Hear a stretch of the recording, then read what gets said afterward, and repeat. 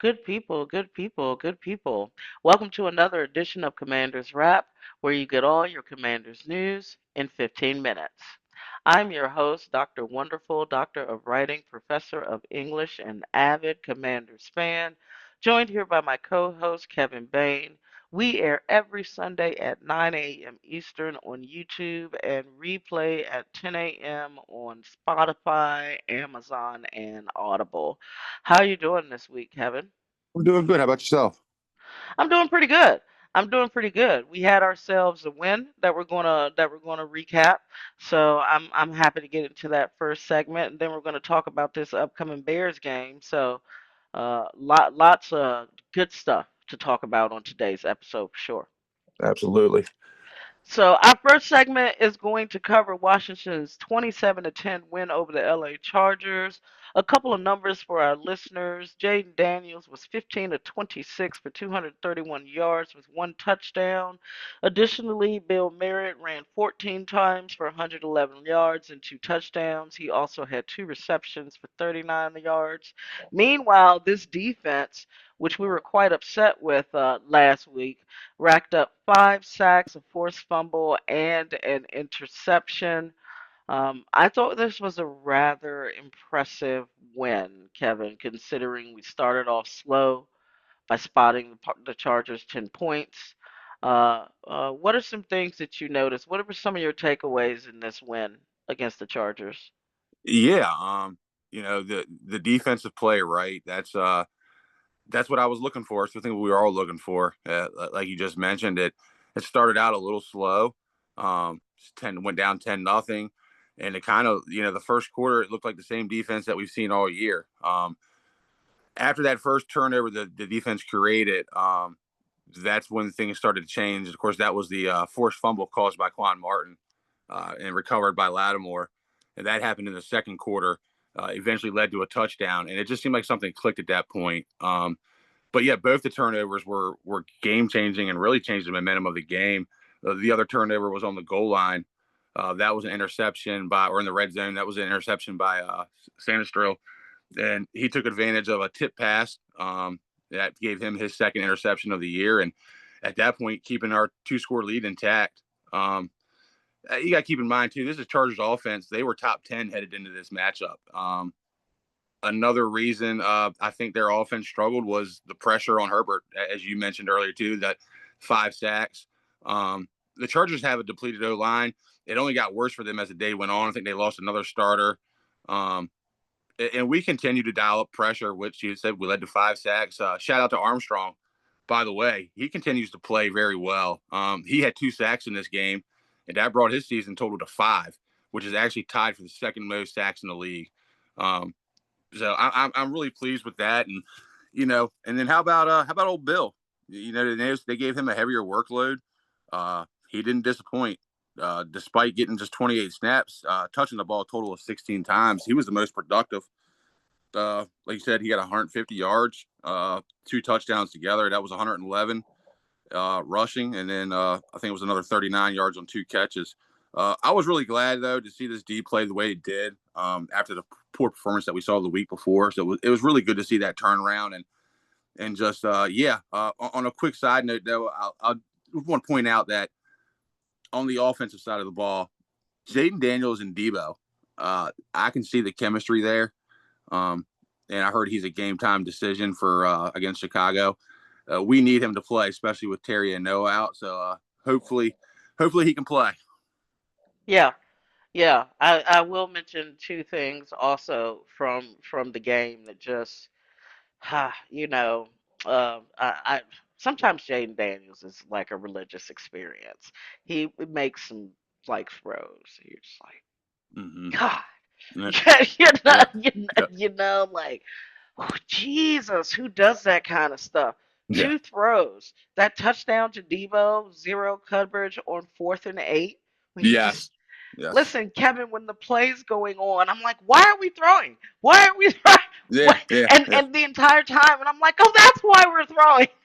yeah, yeah, yeah, yeah. And like God. And then that throw to Luke. Oh, Yes, yes, yes, yes, yes, Jesus.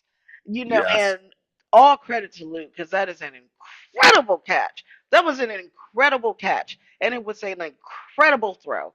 It Yep. like and all credit to Luke. And Luke's been he's found his little niche and role. I feel like on this team, he's like Yeah. what top two in kick returns. Yep. Yep. Obviously, he's starting to get his legs under him as a wide receiver. That throw by Jaden showed more to me than anything because Jaden had yet to really throw to Luke. Yeah. Marcus Mariota had thrown to Luke. So I just thought that that was important for them on the field, for Luke to do it on the field, for Jaden to see Luke do it on the field, like all that kind of stuff. So like shout out because that was just a beautiful moment. Remember, it was It just wasn't. I remember when he caught the ball, I thought to myself, I was saying, hurry up and snap the ball because I didn't know if he had maintained possession, right? So I wanted him to hurry up and snap it without, a replay challenge coming in. And but then they showed the replay and it was clean. It was it was it was clean. clean as can be. I'm like, okay, go ahead, Luke. It was clean. Yeah. So yeah, this was a good rebound game for us, but I'm still gonna argue, Kevin, that we need some consistency. Right now, our pattern is win a game, lose a game, win a game, lose a game, uh, um, win a game, and if that pattern holds, we lose to the Bears on Monday night. Now, these are just correlation is not causation. That's just a fact. We have a pattern now where we haven't been able to be consistent. But I had been weary of this game because of how we had been playing, specifically prior to the Chargers game. So we're going to get into the Chicago Bears game that we have on Monday night in this second segment. And like I said, I have flip flopped all week, but I have started to feel a bit better, Kevin, about our chances, honestly, because I did not know before looking this week how god awful Chicago's defense is as a whole, though they do lead the league in turnovers.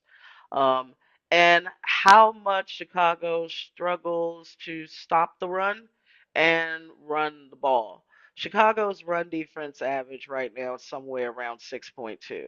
It's almost unheard of. Mm, It's almost unheard of. I don't know yeah. if they're close to some type of record, right there. It's just so bad. Yeah. And they do struggle to run the ball. And that's interesting because the offensive line has only given up, I think about 7 sacks. So they're protecting Caleb really well, but they can't run.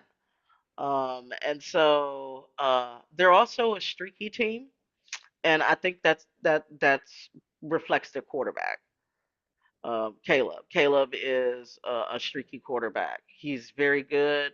A area guy. Everybody knows I love Caleb Williams, but currently, right now, he's a very streaky quarterback. But when he gets hot, he gets hot.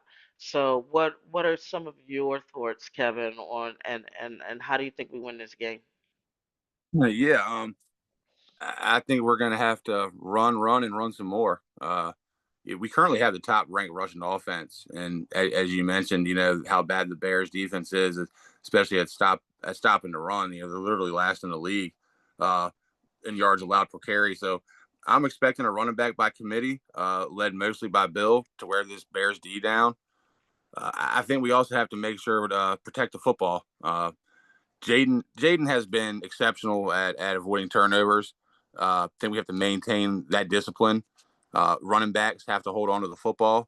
Um, and last but not least, we need to limit big plays, which our secondary has been vulnerable to big plays. We actually allowing the highest yards per completion in the league. We cannot have that. One way we can prevent that from happening is to get some pressure on Caleb.